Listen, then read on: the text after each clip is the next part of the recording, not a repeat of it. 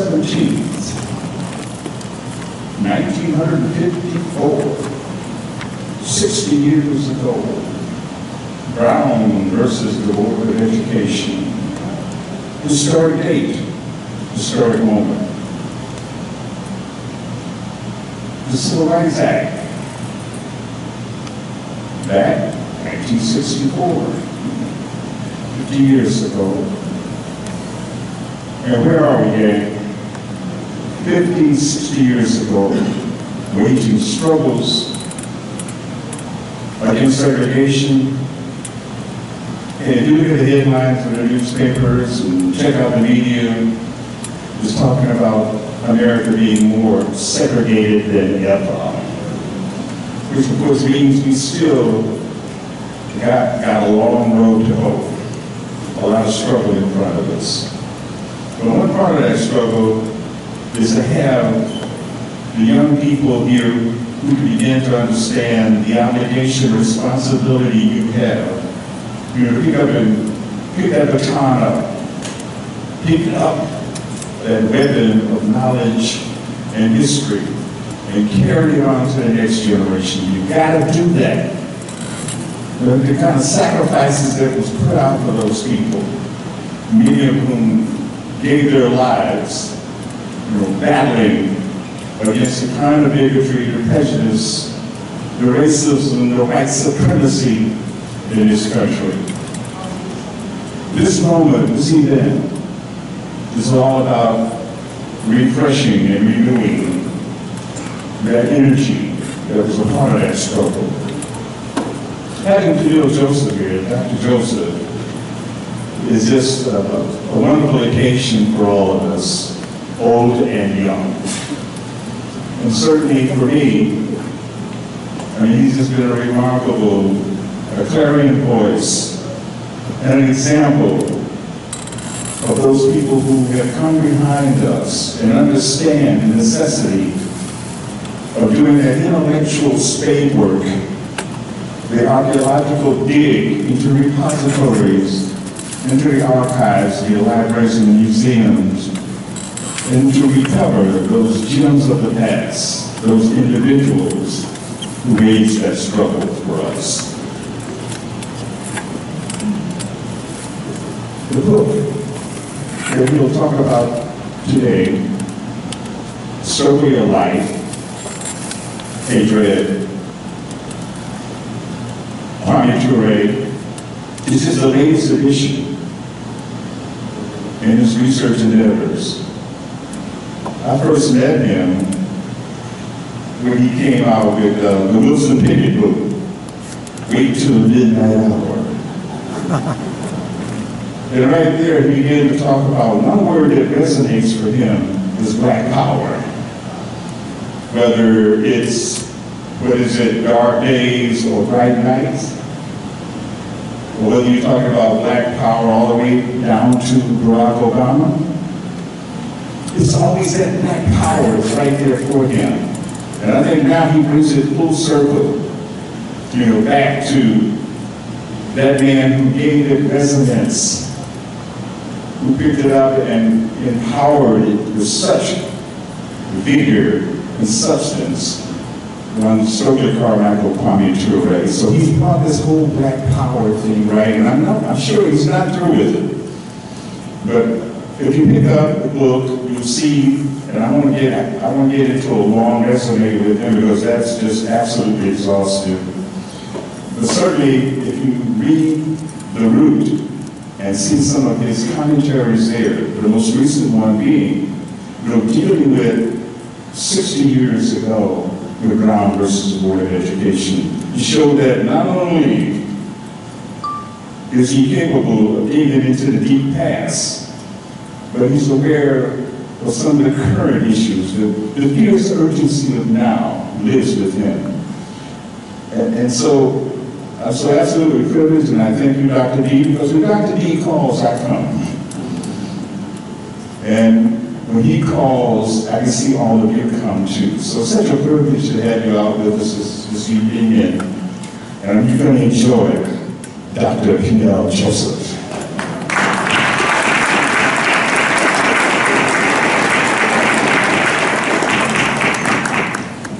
Okay, thank you for that warm introduction.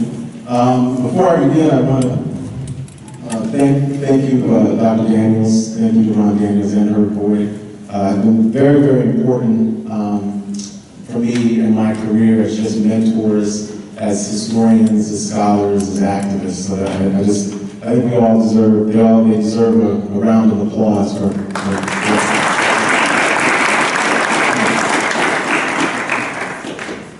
I'm going to talk about Kwame Ture, Stokely Carmichael today, but before I begin, I want to talk a little bit about my own background, because I'm a native New Yorker. I'm the proud son of Haitian immigrants. The name Perniel is from the Bible, the book of Genesis. It means, for I've seen the face of God that still lived. It's where Jacob fought the angel, and he called the place where he fought the angel Perniel. My older brother, his name is Kerith, and that is a brook in the Old Testament. There are a lot of Perniel churches in Haiti. My mother, Perniel Joseph, came to the United States in 1965 and worked at Mount Sinai Hospital for 40 years and was part of 1199 SEIU Hospital Workers Union. So the only reason I'm here today is because of my mother, and she was my first history teacher. She was my first intellectual mentor. She was the first person who was giving me books by C.L.R. James, Black Jacobins, Frantz Fanon. And we were reading that in my household when we were in elementary school. So I grew up in a household where we talked about Haitian history. Ron was talking about Toussaint and Boukman and Dessalines. We talked about that in my household. So all the Haitian people here, I want to say Sakbase to all my brothers and sisters here, and I hope somebody says Kimbela to me back. Not really, okay. Listen, I really want to talk very, very briefly as a preface.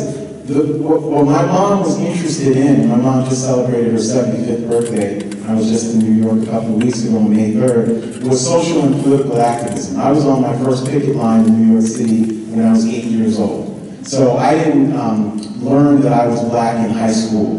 Public Enemy, which I loved, didn't teach me that I was black in the late 1980s. My mom taught me that I was Haitian, that I was Black American, and I was also African in Queens Village, New York. So it's very, very important to set that aside, because the way in which I come to Kwame Ture and the history of the Black Power movement, I volunteered for David Dinkins' campaign. I marched with Sonny Carson in New York City and in Brooklyn as a teenager. Right? So I'm coming to this study not as an academic. Even though I work at Tufts University, I got a PhD, but I'm coming as somebody who understood, because of my mother, and because of really the men and women who mentored me growing up in New York City, that the struggle for Black liberation was one global, right? It was a struggle against economic exploitation, social injustice, but it was one that transcended borders. So we understood, and Kwame Ture understood this as well, and so did Malcolm, that Black liberation went from Birmingham, Alabama to Bandung, Indonesia. It was from Haiti to Harlem. It was from New Orleans to Nigeria. And there was not anything different about what was going on in, say, Conakry, Guinea, where Kwame Ture ends the last 30 years of his life, and Lowndes County, Alabama, where he helps organize the Black Panther Party in 1965-66. So it's very important to get that out of the way. I want to talk briefly about the Civil Rights Black Power movement and Kwame Ture, Stokely Carmichael, and why I wrote this book. I first encountered Stokely Carmichael in junior high school through this television series, Eyes on the Prize. And Eyes on the Prize, which they don't show anymore, was a television series in 14 parts that gave the history of the Black liberation struggle. And it's important to remember, when we think about the Black liberation struggle of the 1950s and 1960s and 1970s, and we've got people in this room and on this stage who participated in that Black liberation struggle, it is a continuation. it is a continuation. But sometimes when we talk about being kings and queens of ancient Africa, we're right about that, but we were also kings and queens in the 1940s and 50s and 60s and 70s, and right here, right now, right? So the civil rights struggle, the Black Power movement that we talk about, this is our Black American and African Iliad. This is our Odyssey. Okay, so when you think about Fannie Lou Hamer and Ella Baker and Angela Davis and all these people that we talk about them because these are our founding mothers and fathers. The same way people talk about George Washington and Thomas Jefferson, right? They can't get enough books about the president, especially Lincoln, right? And the only person who's valorized is Martin Luther King Jr., and the king they valorize is not the revolutionary king. They don't valorize the king who talked about the triple threats to humanity: militarism, materialism, and racism. They won't valorize the king who said that the greatness of America lies in the right to protest for right.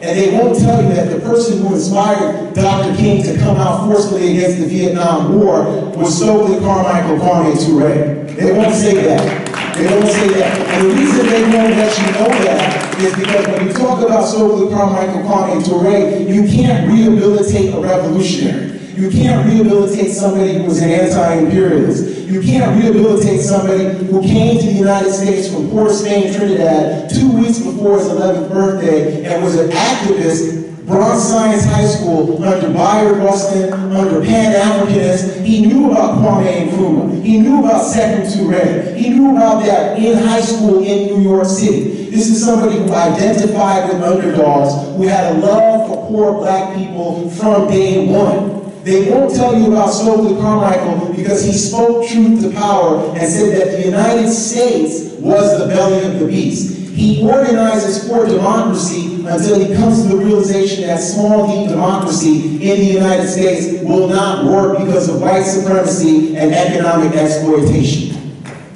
So when we think about who was Stokely Carmichael, who was Kwame Ture, we don't talk about Stokely because Stokely scares us all to death. Barack Obama mentioned Stokely in Dreams from My Father, and he says that he saw Stokely as Kwame Ture in the early 80s speak at Columbia University. And he says that Kwame Ture was talking about anti-capitalism, he was talking about a pan-African revolution, and he said that Kwame Ture's eyes glowed inward. He says the eyes of a madman or a saint.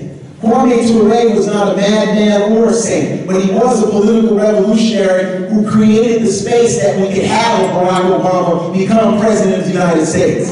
Even as Barack Obama looks down upon Kwame Ture and Black Power, without Kwame Ture, as much as Martin Luther King Jr., we would not have had the space to transform these institutions that could let Obama go from Hawaii to Occidental to Columbia to Harvard University all the way to the White House. So if we can't expect presidents and politicians to give Kwame Ture credit, the people who have to understand Kwame Ture, Stokely Carmichael, and what he meant to America, what he meant to Trinidad, what he's meant to Africa, what he meant to Black liberation is on us. And the reason I wrote this book is because when we think about the 1960s and the activists who stepped upon the world stage, we know about Malcolm and we know about Martin, but we've forgotten about Kwame Ture. He didn't coin the term Black Power, but he certainly popularized the term Black Power. He's the only major Black Power activist who was also a day-to-day organizer during the Civil Rights Movement's heroic period.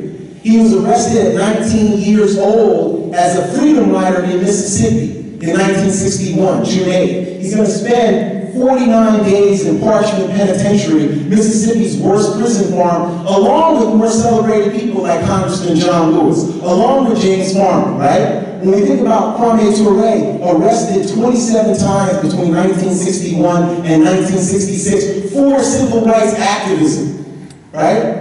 When we think about Kwame Ture is somebody who helps transform the Black freedom struggle through blood, sweat, and tears, even before the Black Power call. So when we think about who was he, Howard University, studying under Toni Morrison, Sterling Brown, E. Franklin Frazier, right? Organizing Nonviolent Action Group, which is part of the Student Nonviolent Coordinating Committee. sit-in demonstrator, right? Intellectual leader and advocate, but also a lover of poor people. Goes to Mississippi for the first time in 1961, returns every summer afterwards. Graduates from Howard in 1964, goes to live in Mississippi permanently.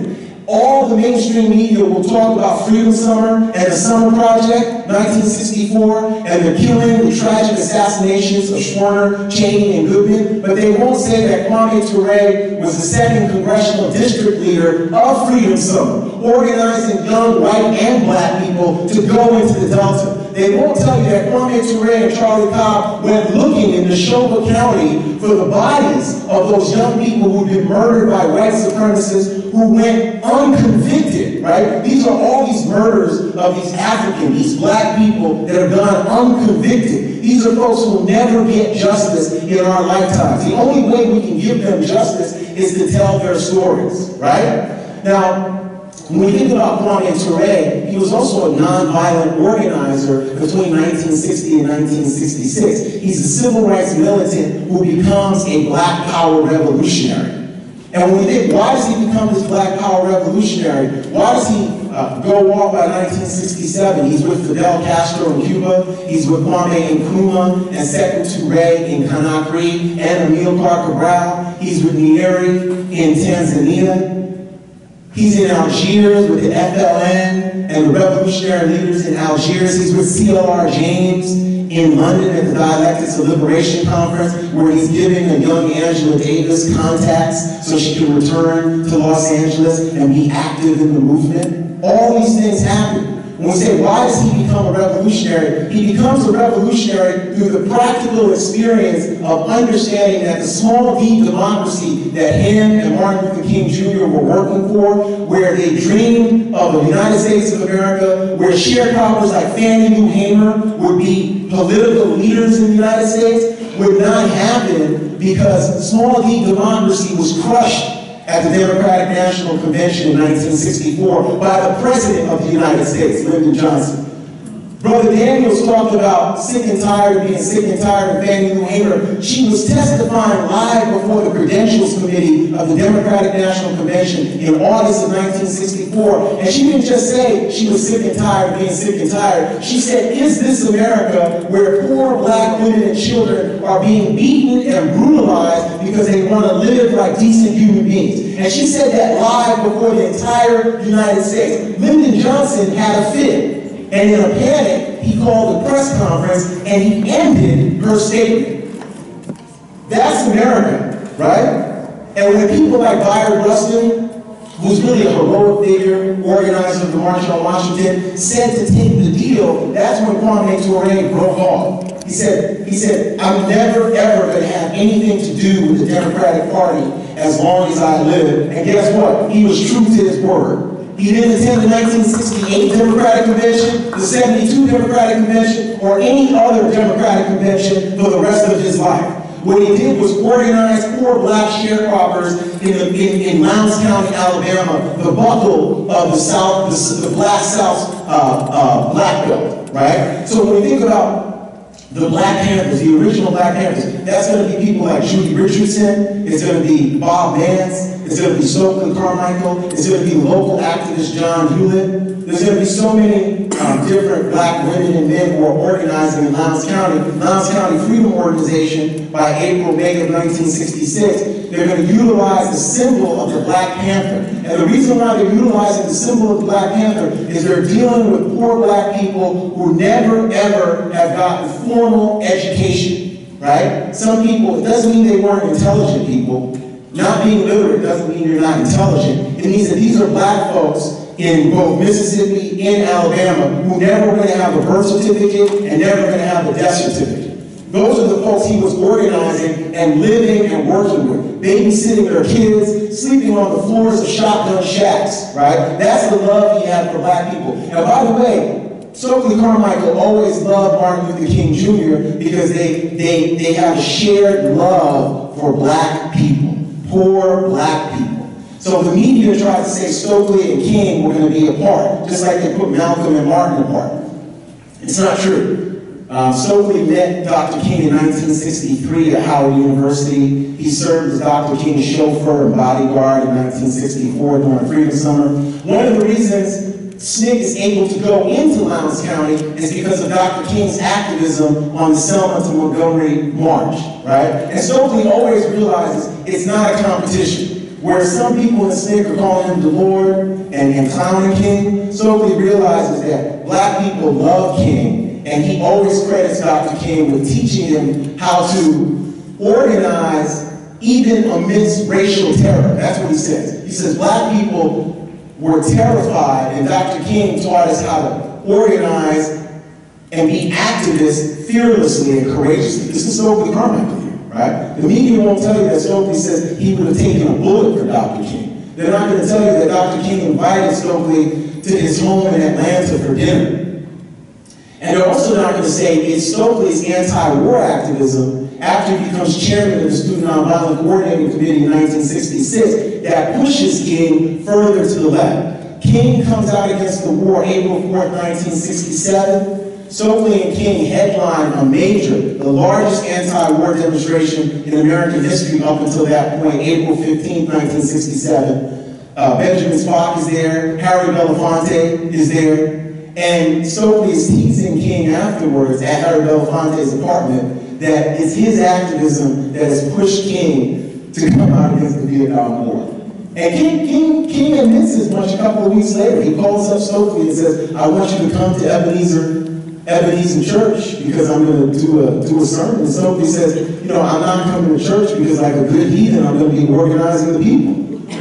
And Dr. King says, tomorrow I want you in my pulpit because I'm coming out forcefully against the Vietnam War. And Stokely says, I'm going to be in the front row of that pulpit.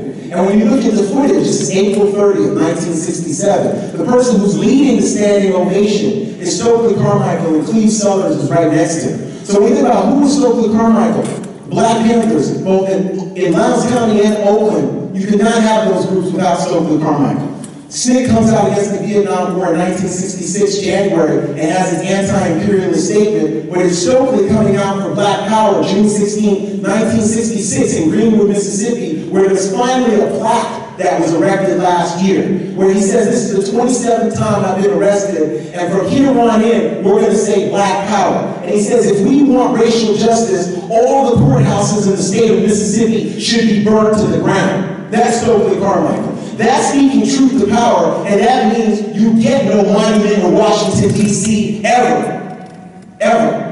So when we think who's Stokely Carmichael, Stokely was with Fidel Castro in 1967. He was with Kwame Nkrumah. He's the person who popularizes the Free Newton movement February 17, February 18, 1968 in Oakland and Los Angeles, California. Right? He's the person who becomes the nation's leading anti-war protester before Muhammad Ali, who's a friend of his, and before Dr. King. And he's also the person who the entire American national intelligence apparatus is out to get him killed. Right? And it's not just the FBI and COINTELPRO, it's the State Department. It's not just the State Department, it's the Department of Justice. It's not just the Department of Justice, it's the White House that orders twice weekly reports on Stokely Carmichael, right? The reason we don't remember him now is because he wasn't martyred, and the reason he wasn't martyred is because he escaped the American Gulag in December of 1968 and went to Africa to organize. Not to sit on his ass, but to organize. He changes his name to Kwame Ture because he believes that the pan-African revolution and African socialism is the key to black liberation. That if you had a respected Africa, a United States of Africa, one army, one currency, one country, one leader, that black folks here would finally have some political leverage. And guess what? He wasn't wrong in that. If you have a respected Africa, finally, not an Africa where Barack Obama can come to Africans and say colonialism was your fault. Not that Africa. A different Africa where he wouldn't dare tell Africans that the slave trade was their fault or that colonialism was their fault. If you treated Africa the way you treat other countries that are considered important, it would reverberate down to black folks right here in Harlem. So what Stokely Carmichael, Kwame Ture talked about in 1967, 68, 69 until the end of his life was true. right? That we are all African people, and if we can transform Africa, we're actually going to liberate ourselves. If we can transform Haiti, we liberate ourselves, right? Having a black man in the White House has not liberated us, and we all realize that. And that's not player hating Obama. I love Obama and Sasha and Michelle and Malia, right? But that does not mean they've ended black poverty. It does not mean they've ended economic exploitation. It does not mean they talk about mass incarceration and the new Jim Crow, which is not just mass incarceration, but the new Jim Crow is residential segregation, unemployment, healthcare disparities, our babies dying of toxic waste and poisoning. We live per capita black people next to environmental disasters more than anybody in these United States of America. The new Jim Crow is the racial achievement gap.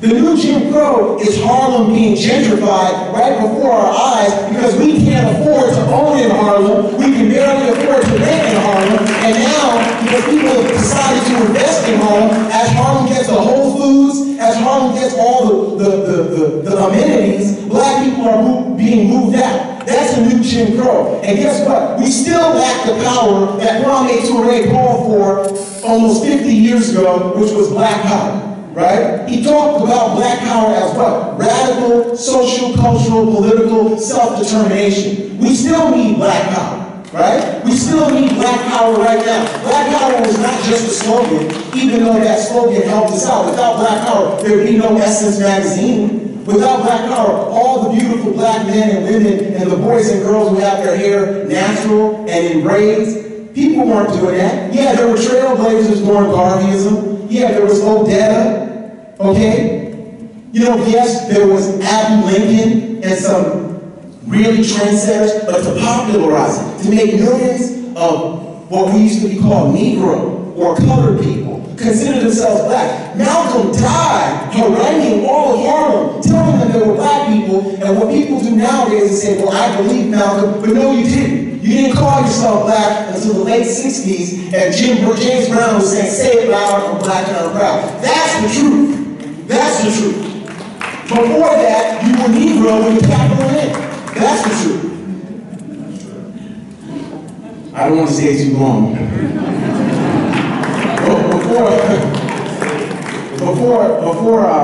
You know, in conclusion, I want to talk about Kwame Ture and young people and what's his legacy. The reason we don't remember Kwame Ture is that Kwame Ture demanded and called for black liberation without apology. He never apologized for being a political revolutionary. Doesn't mean he didn't make mistakes. Doesn't mean he didn't make errors. Doesn't mean he didn't have shortcomings. But he never apologized for calling for the complete and total liberation of black people in the United States and all over the world. He never ran for political office. He could have come back here and had a three-piece suit and run for mayor of any city in the country. He didn't do that. He could have come back here and become a professor at a college or a university. He didn't do that, even though he taught at university in Conakry. He remained an unapologetic advocate for complete, total liberation of black people, and he said it was only going to come about through a worldwide revolution. That doesn't make him popular. In the age of Clinton, in the age of Margaret Thatcher, in the age of Reagan, Obama, and the new Clintons, neoliberalism rules the United States of America and the entire world. It doesn't make you popular to say that you are a revolutionary, even when all evidence, right, shows us that revolution doesn't seem possible. That we live in an age where it's Apple, it's Microsoft, it's the same materialism and consumerism that Dr. King talked about as being one of the threats to humanity. We've not only been engulfed by that, we've embraced it. We've embraced it for our kids. Our little kids, 5-year-olds, have iPads, right? We've embraced it in every single way imaginable, but poverty continues in terms of the black community. We have more black people in jail now than in 1964. But the difference between black people in 1964 and now is that in 1964, we knew we were being oppressed. We knew we were being oppressed, and we fought that oppression. In 2014, most of us are just sleepwalking. We are sleepwalking. We do not know what's going on in our own communities. We are enraptured by television, by cable television, by trying to buy our way out of our suffering and our misery, right? You know, you want to buy something. And it's not food and the necessities, you just want to buy something to make you look good. It's a new car. No one can afford a house if you're black. At least that's the statistics. The folks who lost all the money in the mortgage crisis are black folks, right? And when we see the Obama administration and the small business loans, the federal government gave out $23 billion in small business loans. Black businesses got 1.7%, or 300 and something million of that. That is a disgrace. But no one says anything. We are sleepwalking at every single measure and facet of our existence, right? From top to bottom. We've been, you know, the thing about the 2008 and 2012 election, they become Novocaine to the pain and suffering and misery of black folks, right? We are now inoculated, right? And if anybody says, well, hold up a minute, wait up a minute, we want political power, we want revolution, what people say in response to that is that revolution is something that happened in the 1960s. Or worse yet, they tell us, don't worry about it, you won, because Barack Obama is in the White House. So the narrative we've got about civil rights is that civil rights and black power is a bedtime story. So they tell you Rosa sat so Martin could run, so that Barack could fly, and your children can just dream and all this stuff, right? And the truth of the matter is that there was a civil rights and black liberation movement before Rosa Parks, who is a hero. There was one during Martin Luther King's time, and certainly Barack Obama, even if you can say is a down payment on the misery and the suffering of black people, he's certainly no final solution, right? There is no victory. We're celebrating an unearned victory with the Obama election, but what Kwame Ture and the Black Power movement taught us, if anything, is that struggle is a marathon. It's not a 100-yard dash. This is for long-distance runners. And what, for young people in the audience, and I'll close on this, and so we can open up the dialogue and discussion. For young people in the audience, what Kwame Ture, Stokely Carmichael provides us this. He provides us another example, an alternative example of a life well lived. He's not Steve Jobs. He didn't invent the iPhone. He's not a billionaire. He didn't die with millions of dollars, although he could have. He was never elected president of the United States. He was not the first black president. What he was an organizer, right? He was an organizer who participated in every single major demonstration of the civil rights movement's second half of the heroic period. And he's also the black power icon who provided a context for all of us to transform our thinking, right? And when we think about black power was global. It hit the Caribbean, it hit Africa, it hit Latin America, it hit the whole entire world. And Stokely, Kwame Ture, was the biggest popularizer and mobilizer of that. And he connected black power to the war in Vietnam. He connected it to a movement against anti-imperialism. And he really connected it to a radical human rights struggle. Because that's what he was. At bottom, he was a human rights activist. So I would close by saying, when we think about where are we in the age of Obama, and who are the heroes and icons of the struggle for civil rights and black liberation, Kwame Ture stands alongside with Dr. King and Malcolm X as one of the three major figures who really walked the global stage. And people can talk about Gandhi, they walked alongside Gandhi. You get Nelson Mandela, they walked alongside Nelson Mandela. These are folks who were arrested, who were brutalized, and who spoke truth to power. The difference between Kwame Ture and Malcolm and Martin is that he was not martyred. He dies of prostate cancer at 57. He was not martyred. If he had been killed in the United States in 1968, we would know him as much as we do Malcolm, right? And we cannot afford to forget the revolutionaries and those who struggled and sacrificed their very beings and their souls and their essences for us just because they survived and they left for Africa. And leaving for Africa does not mean you left the struggle. Africa is just another site of struggle. So I'll say in closing that when we think about Kwame Ture and who Kwame Ture was and who he is in our time, Kwame Ture still lives because there are still young people struggling for social political justice. There are still young people who are revolutionaries. Kwame Ture was arrested for the first time at 19 years old. He marched with Martin Luther King Jr., but he also dialogued with Malcolm X. he spent his 20th birthday in a prison farm in Mississippi. And when he was going off to be a freedom rider, he told his mother that the journalist would be contacting her when he was arrested. And he said that, Mom, I know you don't want me to go off, but I have to because the movement has become my life. And he told her to tell them whatever he did, whatever she did, don't embarrass him, and tell journalists or whoever asked her that she was proud of her son, right? And so when Nate Charles is asked after he's arrested for the first time, and it's a big deal, he's one of the freedom riders, he's in jail, is that your son Stokely they had down there in that prison? She says, yes, and I'm so proud of him, I don't know what I'm going to do. Thank you.